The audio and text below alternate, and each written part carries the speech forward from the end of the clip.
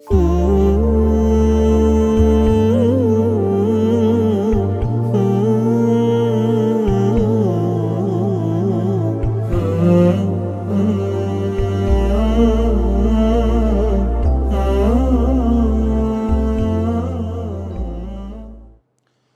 الله الرحمن الرحيم. الحمد لله والصلاة والسلام على رسول الله صلى الله عليه وعلى آله وصحبه وسلم. ورزان خوشویستان ئیمانداران، السلام عليكم ورحمة الله وبركاته. خوش حالم جارێکی تریش بە بەڕێستان دەگەمەوە بە ئومێدی ئەوەی کەوا ئەو قسە شیرینانەی پێغەمبەر صلی الله عليه وسلم کە لە خوتبەکاندا گوتوێتی، کە لە مەجلیسەکاندا باسی کردووە، کە پرسیاریان لێ کردووە، بەو لەفز و جوان و ڕێک و پێچەی کە جوابی داوەتەوە. ئێمەش هەر جارە و خۆمان جوان کەین بەوەی کە قسەی پێغەمبەر صلی الله عليه وسلم جێبەجێ بکەین لە ژیانی ڕۆژانەماندا، لە هەڵس و کەوتماندا، لە ماڵێ، لە دەرێ، لە بازار، لە هەموو شوێنێکدا. فەرمودەی ئەو ڕووکە ئاماژەی پێ دەکەم لە سەحیحی بوخاریەوە داهاتووە، پێغەمبەر صلی الله عليه وسلم سێ پەیاممان پێدەدا لەو فرمودە پیرۆزە. دەفەرمێ: من كان يؤمن بالله واليوم الآخر فليقل خيرا أو ليصمت. یا لە ڕیوایەتێک هاتوێ ئەو لیەسکوت. دەفەرمێ هەر کەسێ ئیمانی بەخوا هەیە و بە ڕۆژی دوایی هەیە، فليقل خيرا أو ليصمت. با قسەی خێر بکە ئەگەر نابێدەنگ بی. ئەگەر تەماشا ئەو فەرمودەی پێغەمبەر کەی صلی الله عليه وسلم بزانە چ کەسایەتیەک لە بۆ ئینسان دروست دەکا. جارێ ئەوەلا فەرمێ ئەوەی ئیمانی بەخوا و بە ڕۆژی دوایی هەیە، یعنی کە باوەڕت بەخوا بوو گوێڕایەلی خوا دەکەی، کە باوەڕت بە قیامەتە بوو ئیشی لە بۆ دەکەی.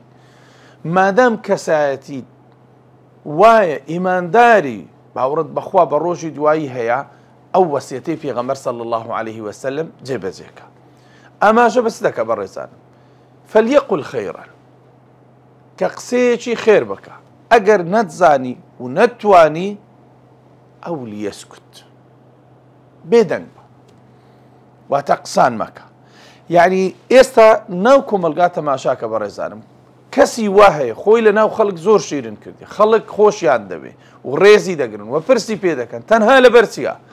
هەر کاتێک قسەی چاکە زانی دەیکا، لە قسەی خراپ بێدەنگە، فتنە دروست ناکە، شەڕی ناکە، مەشاکلی ناکە، غەیبەتی خەڵکی ناکە، باسی کەس ناکە بە خراپەلۆ، چونکە ئەو لیەسکوت، ئەو لایەی بێدەنگ کردووە. ئەدێ ئەو جانیبەی ئەو لایە فليقل خيرا، با قسەی خێر بکە، لە قسەی خێر درێغی نەکردووە، دائیمەن قسەی خێر دەکاتن. کابرایە کات داوای وەسیەتی لە پێغەمبەر کرد صلی الله عليه وسلم، فەرمووی پێغەمبەر صلی الله عليه وسلم زمانی خۆت بەدەستە؟ فەرمووی بەڵێ یا ڕەسوڵ ئەگە بەدەستم نەبی چم بەدەستە؟ فەرمووی ئەو زمانە بەکارمەینە ئیلا لە بۆ خێر نەبی، ئیلا لە بۆ چاکە نەبی. ئەوە وەسیەتی منە. کەواتە بەڕێزانم، ئینسان کە تەماشا ئەو فەرمودەی پێغەمبەر دەکات صلی الله عليه وسلم کە ئاماژەی پێ دەکات تۆ یان قسەی خێر بکە یان بێدەنگ بە، باوەڕکە لە ناو کۆمەلگادا کەسایەتێکی زۆر بەقووەت و بەهێزت لە بۆ دروست دەکات، کاتێک کە تو هەموو قسەی خێرێک ئەنجام دەدەی بەڵام لە هیچ خراپە بێدەنگی، ناچی قسەی خراپ بکەی، ناچی قسەیەکی ناڕێک بکەی، ناچی شتێک بڵێ کەوا گونجاو نەبیت. لۆی ئەو وەسیەتەی پێغەمبەر صلی الله عليه وسلم گەلێک جوانە کە دەفەرمێ یان قسەی خێر بکە یان بێدەنگ بە، ئەگە ئیمانت بەخوا و بە ڕۆژی دواییدا هەیە. بڕۆ تەماشا ئەو کەسانەکە کە ئینسانی ئیماندارن، کە ئینسانی خواپەرستن، ببینە یعنی سبحان الله ئەو ئینسانە کو توانێتەوە زمانی خۆی بکە. ئیمامی بوخاری قسەیەکی ڕەحمەتی خوای لێبی دەفەرمێ بە ژیانمدا غەیبەتی موسڵمانێکم نەکردیوە. تەماشا ئەو ئینسانەکە کو فليقل خيرا أو ليصمت، بێدەنگ، یان ئەوەتەی قسەی دەکا قسەکانی هەمووی خێر و هەمووی چاکە و هەمووی باش و ڕێک و پێکە. کەواتە ئینسان دەتوانی ئەوها بژیە لە دنیایەدا کە دائیمەن قسەی خێر بکاتن، لە قسە شەڕەکان بێدەنگ بی، خۆی لێ لابداتن. ئەوەش هەمووی بە چ دەکرێت بەڕێزانم؟ هەمووی بە زمانی ئینسان دەکرێت. ئەو زمانەی خۆت بپارێزە، هەموو شتێکت پێ دەکرێت. لفقري دوم پیغمبر څه دفرمي صلى الله عليه وسلم ومن كان يؤمن بالله واليوم الآخر فلا يؤذي جاره دەفەرمێ هەر کەسە ئیمانی بەخوا بە ڕۆژی دوایشەی با جیرانەکەی ئەزیەت نەدا. لە ڕوایەتش کاتێ فەلیحسن ئیلا جارهی، با چاکەی لەگەڵ جیرانەکەی بکە، ئەزیەتی نەداتن. ئەوڕۆ کە جیران تەماشا دەکەی بەڕێزانم لە قورئاندا باس کراوە کە خوای گەورە ئاماژە پێ دەکایەوە لە گەریاندا چاک بن. و پێغەمبەر صلی الله علیه و سلم بۆ تا ئاماژەی پێ دەکا ئەوەی ئیمانی بەخوا بە ڕۆژی دوایی هەیە با ئەزیەتی جیرانەکەی خۆی نەداتن، با لەگەری چاک بیت. کابرایەک هاتە خزمەت پێغەمبەر صلی الله علیه و سلم دەفەرمووی یا رسول الله من دەمەوێت بزانم کوو ئینسانێکم چاکەکارم. پێغەمبەری خوا فەرمووی صلی الله علیه و سلم بڕۆ لە جیرانەکانت بپرسە، ئەگەر گوتیان چاچی چاچی، ئەگەر گوتیان خراپی خراپی. کەواتە بەڕێزانم جیران لە ڕووی شەرعیدا ئەجرێکی زۆری لەسەرتدا هەیە. حتى ئەگەر خێرت کرد پێغەمبەر فەرمووی صلی الله علیه و سلم چیان دەرگەی ماڵی لە تو نێزیکترا ئەوەلی لۆ ئەو ببە. ئەگەر خواردنێکی خۆشت لێنا بەشی نەدەکرد تۆزێکی زیاد تێ بکە، ئاوی زیاد تێ بکە، لەوەی بەشی جیرانیشت بکە.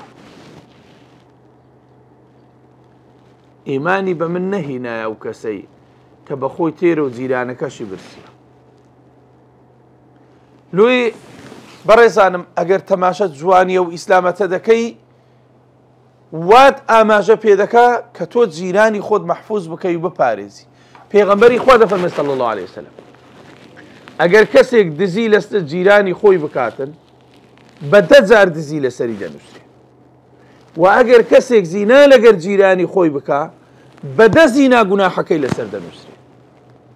لەبەرەوەی جیرانتە تو بە حەقی چاودێری بکەی، ئەزیەتی نەدەی، لەگەری چاک بی، لە مقابلی ئەوەدا بچی ماڵی بخۆی و بچی گەمە بە ناموسی بکەی.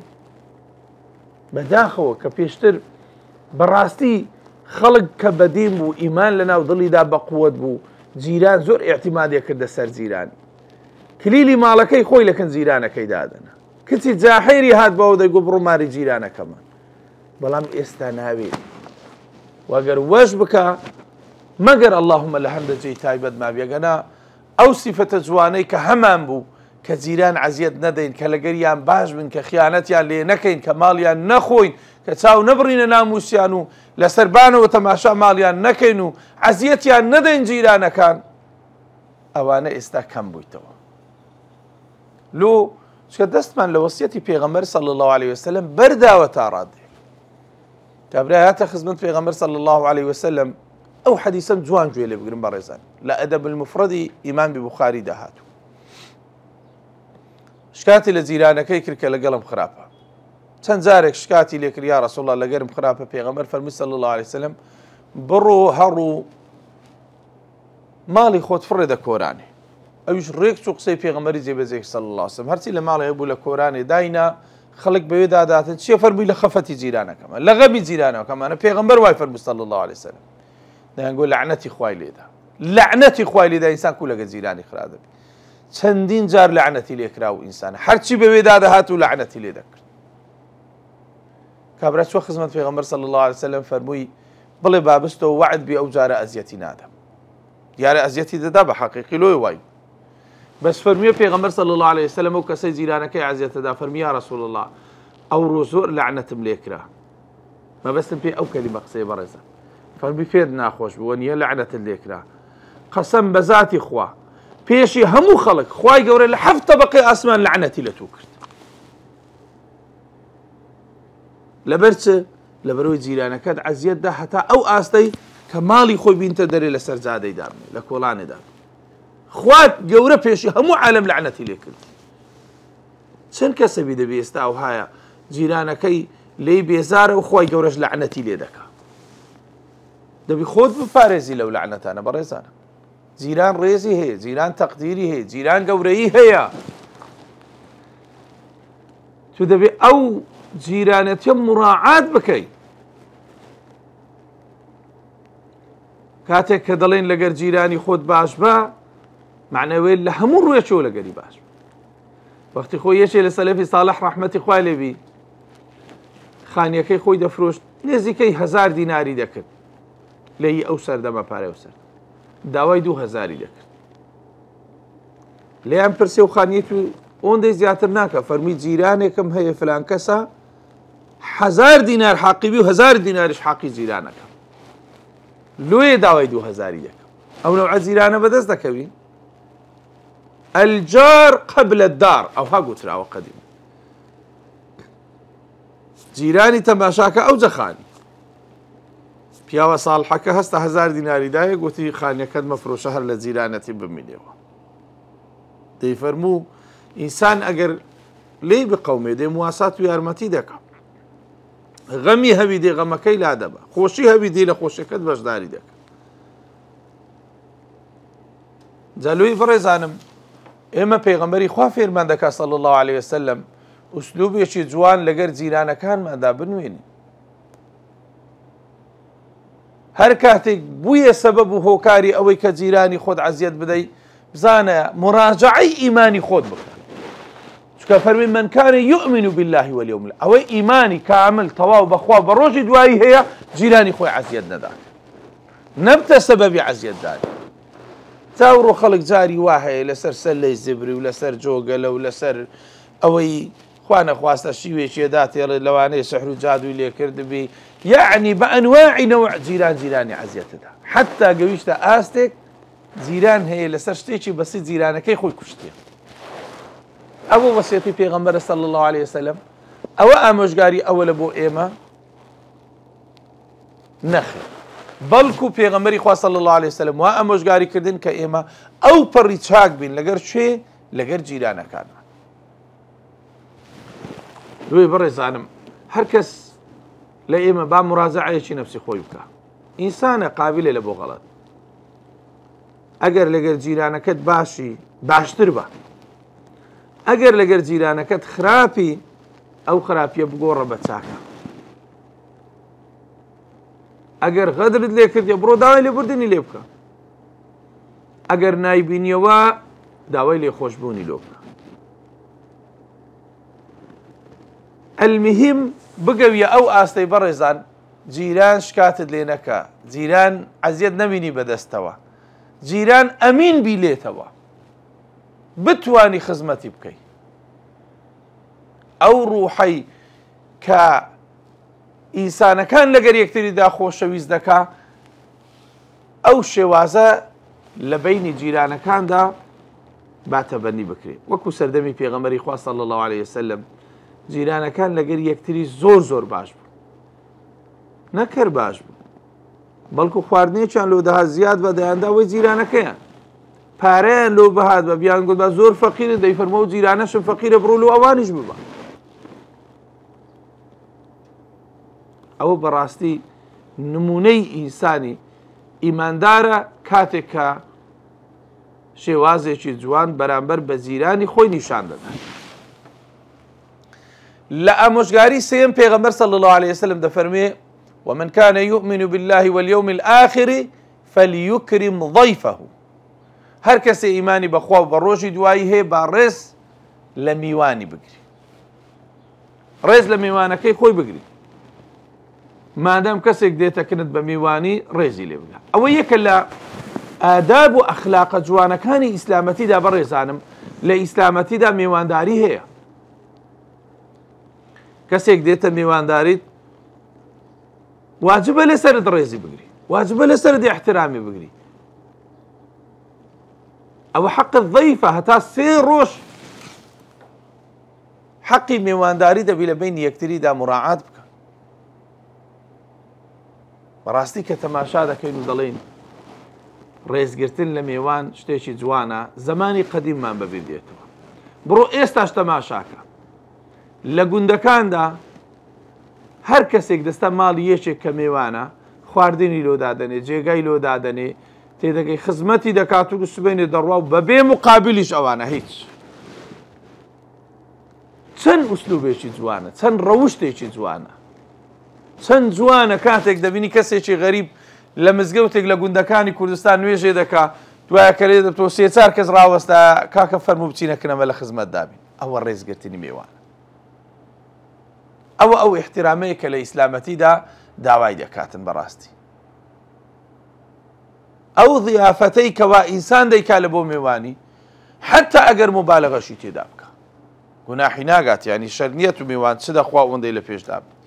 پێغەمبەر ئیبراهیم عەلەیهی سەڵات وەسەلام تا تەماشای کە زۆر زۆر سەخی بوو و زۆر زۆر میوان دۆست بووە، تەماشای دەکەی چەند میوانێکی دێ، خوای گەورە دەفەرمێ فەجاء بعجل حەنیث، یعنی گۆڵکەچی لۆ سۆر کردنەوە، هینایی لە پێشی دانا. نەشی زانی ئەوانە مەلایکەتن خواردن ناخۆن، ئیشیان بە خواردن نییە، بەڵام تەماشا سەخاوەتی ئەو ئینسانێک، ڕێزگرتنی لە میوانەکان تەماشاکە.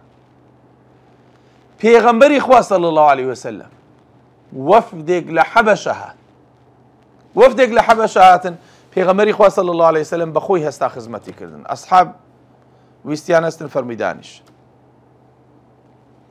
پێیان سەیر بوو. زانی چی فەرموو پێغەمبەر صلی الله علیه وسلم؟ فەرمووی ئەسحابەکانی من چوونە حەبەشە، ئەوانە ڕێزیان لێگرتن لۆ میوانداری، ئەوانە ئێستا هاتی نێرێ، ئەمن دەبی لە جەزای هەندێک بەخۆم خزمەتیان بکەم، بەخۆم جێگەیان لۆ دانێم، بەخۆم شتیان لە بۆ دانێم. تەماشا ئەو ڕۆشتە جوانەکە کە ڕێز لە میوانەگری. لە ئاستێکا بۆ میوان ئەسحابی پێغەمبەر صلی الله علیه وسلم هەبووە کە میوانی برتۆ مارێ هیچی نەبووە بخوا، بەس خواردنی خۆی هەبووە لە پێش میوانەکەی دانایە. ئەوجا ئەو ئاەتە لە قورئانە لەسەر هەندێک دابەزی و لەسەر میوان دابەزی، وەیؤثرون على أنفسهم ولو كان بهم خصاصة. پیاوێک بتوانی میوانێک بباتەوە ماڵە ژنەکەی بڕێ بەس خواردنی منداڵەکانمان هەیە، خۆشمان نییە، تێ ئەوەی لە بۆ میوانەکان دانێ، ئەو میوانە دانێ، ئێمە و خۆمان و منداڵەکان بە برسێتی دەمینێنەوە. هەتا سبێنێستنەوەکن پێغەمبەر صلی الله علیه وسلم دەفەرمێ خوای گەورە بەڕاستی پێکەنی بەو کردەوەی ئێوە ئەو شۆ کردتان، خۆت و خێزانەکەت و منداڵەکان بە برسێتی نووسن، میوانیان نان هێشتەست پێ بکە، گوتیان چرای بکوژێنەوە لە کاتی نان خواردندا، لۆی ئەو نانی بخوا ئەمەش قاپی بە بەتاریمان لە پێش بێ. چێ ئەوها دەکات لە بۆ میوان؟ ئیماندارەکان. چێ ئەوها دەکات لە بۆ ئینسانی میوان؟ کەسەکانی کە ئەخلاق و ڕەوشتیان بەرزە. لۆی ئەو کەسانە زۆر گەورن لە کردخوا کە خەڵک لە ماڵیان تێرنانی دەخوا، برسیەکان لە ماڵیاندا تێرنان دەبن. ئەوانە بەڕاستی فەزڵ و گەورەیان هەیە لەلایەن خوای پەروەردگار و ڕەب العالەمین. میوان دۆست بووینە، خزمەتی میوانیان کردیا، هەمووش بەبێ مقابل.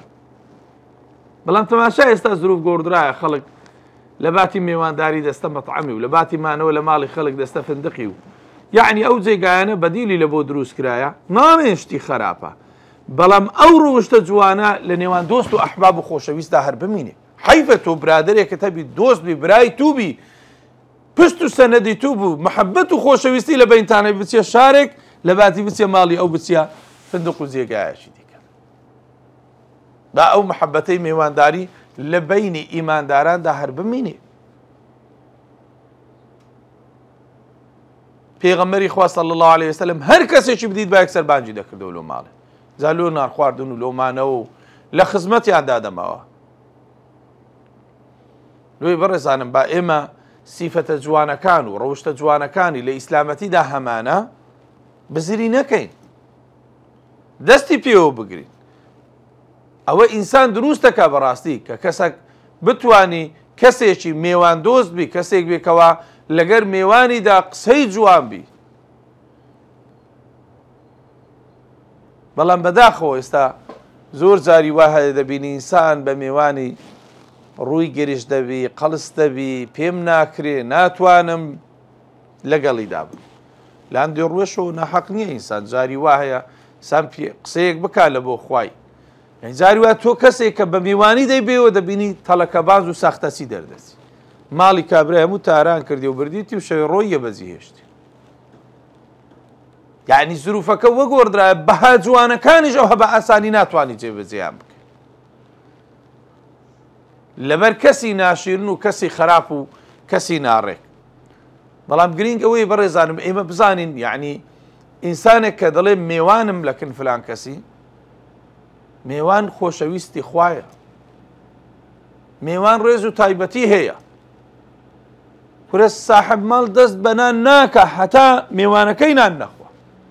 حتا لە شەریعدا دەڵێ بەپێی ئەو ئاەتە ئەگەر میوان هات نەچی لە ژۆرەشکە خواردنی لۆدانی بڵێ وەرە ئێرە، کە بە زۆربەمان شتی وا دەکەین، دەڵێ فەقەڕەبەه ئیلەیهم قال ألا تأكلون خواردنەکەی لێ نێزیک کردنەوە گوتی ناخۆن یعنی بردیە پێشیان دایاننا قال ألا تأكلون لۆی بەڕاستی ئەگەر هەرچەند تەماشا ئەو سیفەت و ئەو ڕۆشتە جوانە بکەین هێشتا هەرکەمە دەبێ ئەو سیفەتە جوانە هەمومان بە گوێرەی توانە ئینسانەکان لە خۆیان دابینیت سجێ جا بەڕێزانم من سێ فەقەرەم ئاماژە پێکرد پێغەمبەری خوا صلی الله علیه وسلم لە هەر سێکیانە فەرمووی هەر کەسێ ئیمانی بەخوا و بە ڕۆژی دوایی هەیە با قسەی خێر بکا گەنا بێدەنگ بی ئەگەر ئیمانی بەخوا و بە ڕۆژی دوایی هەیە با جیرانەکەی عەزیەت نەدا ئەگەر ئیمانی بەخوا و بە ڕۆژی دوایی هەیە با ڕێز لە میوانەکەی بکرێت تو خوا ئێستا ئێمە تەماشا بکەین پێغەمبەری خوا صلی الله علیه وسلم ئەو خیتابەمان ئەوها ڕووبەڕوو پێ دەڵێت بزانە ئەتو یەکێکی لەو کەسانەی کەوا قسەی خێر دەکەی ئەگەنا لە شەڕ و لە قسەی خراپە بێدەنجی ئەتو یەکێکی لەو کەسانەی کەوا جیران لە بەردەستتدا عەزیەتی ناخوا بەڵکو لێت ئەمینە یەکێکی لەو کەسانەی کەوا میوان دۆستی هەم دەتوانی بە میوانی بچێ ماڵی عالەمێ و هەم خەڵکیش بە میوانی بێتە ماڵی تو